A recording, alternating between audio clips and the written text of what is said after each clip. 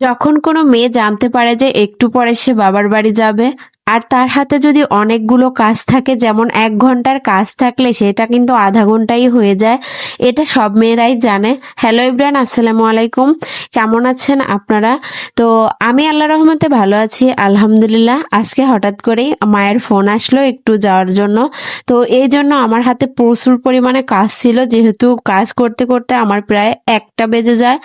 আর মানে আমাকে কিন্তু বাসায় গিয়ে আবার ফিরে আসতে হবে, যে এখানে মানে যাইতে আসতেই লাগবে 2 ঘন্টা। এই জন্য আমি খুব দ্রুত কাজগুলো করছিলাম, কাজগুলো করে তারপরেই আমি যে রওনা হব আমার মেয়েকে নিয়ে। কই মাছ কাটতে কিন্তু অনেক বেশি সময় লাগে, কারণ কই মাছে অনেক কাঁটা থাকে আর এটা ধরাও অনেক মানে বিপজ্জনক। মাছগুলো কাটতে গিয়ে অনেক জায়গায় হাত কেটে গিয়েছে, ওইটা কোনো বিষয় না। আর আজকের ক্যামেরাম্যান ছিল আমার 4 বছরের ছোট্ট মেয়ে।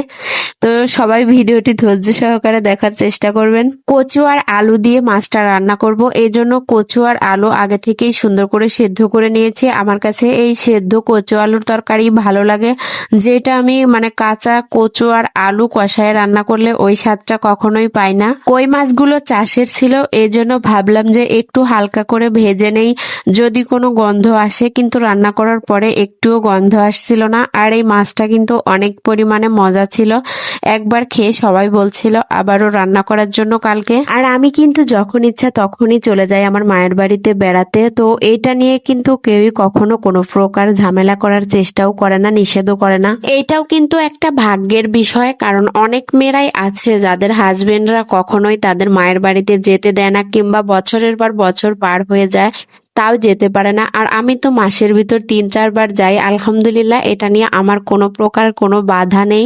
আমি যখন রান্না বান্না করি তখন কিন্তু আমার শাশুড়ি মানে যথেষ্ট চেষ্টা করে কিভাবে হেল্প করবে, কোন কাজটা আগায়ে দিবে, কারণ সে অনেক তাড়াতাড়ি করে, বাচ্চারা ঘরে থাকে, এজন্য আমাকেও মানে আমি যেদিন একটু দেরি করি ওই দিন আমাকে একটু তাড়াহুড়ো করার জন্য বারবার বলে যে একটু তাড়াতাড়ি করো, তাড়াতাড়ি করো।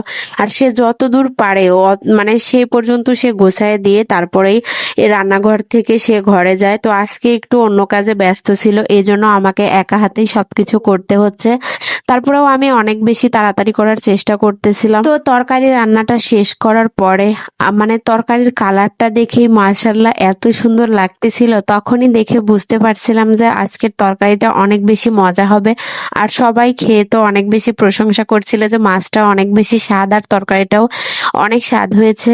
তো এরপরে আবার একটু বাটাবাটির কাজ আছে, কারণ বাটা দিয়ে ভাত খেতে চাচ্ছিল আমার শাশুড়ি। আর ননদও যেহেতু আমাদের বাসায় ছিল, ননদ তো বাটা অনেক বেশি পছন্দ করে, সে আসলেই সর্বপ্রথম বলে যে আমার জন্য একটু বাটো। তো এই কালো জিরা বাটাটা কমপ্লিট করে আমাকে গোসল করতে হবে, বাচ্চাদের গোসল করাতে হবে, খাওয়া দাওয়া করাতে হবে, এখনো অনেক কাজ বাকি। তো আমি যাব তারপর বাবার বাড়িতে। আজকের মতো এ পর্যন্ত শেষ করছি। সবাই ভালো থাকেন, সুস্থ থাকেন, আল্লাহ হাফেজ।